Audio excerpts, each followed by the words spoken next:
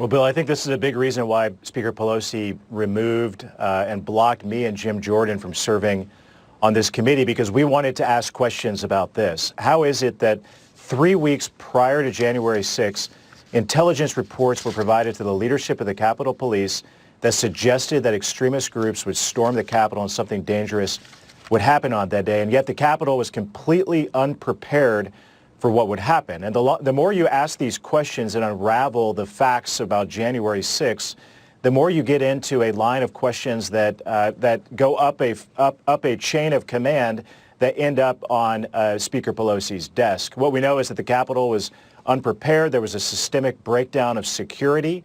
The Capitol police officers weren't prepared because those intelligence reports weren't shared with all of the rank and file Capitol police officers who were on hand that day. Why that set of questions isn't allowed to be a part of what's asked today and in every hearing moving forward should tell every American what they already know. This is a political stunt by Pelosi and Democrats and nothing more.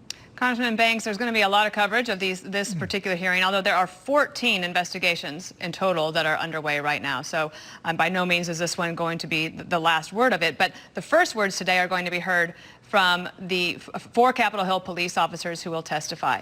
And Democrats have been saying in the press that they want to try to show that Republicans' support for police is empty rhetoric because of not being able to support these individuals here. How do you respond to that?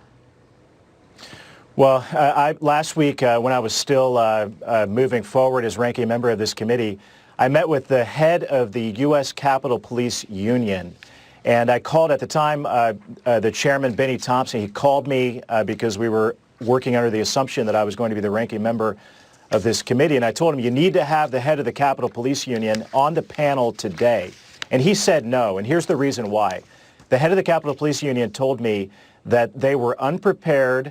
They lacked the equipment that they needed that day. He said that the rioters had better equipment than the United States Capitol Police, and they weren't trained for what would happen that day. And they blame the leadership of the Capitol Police. By the way, the leadership of the Capitol Police, again, that chain of command leads back to Speaker Pelosi. All of this happened on Speaker Pelosi's watch as Speaker of the House, and she doesn't want that line of questioning to occur because it all leads back to her. Let's see what unfolds here over the next 2.5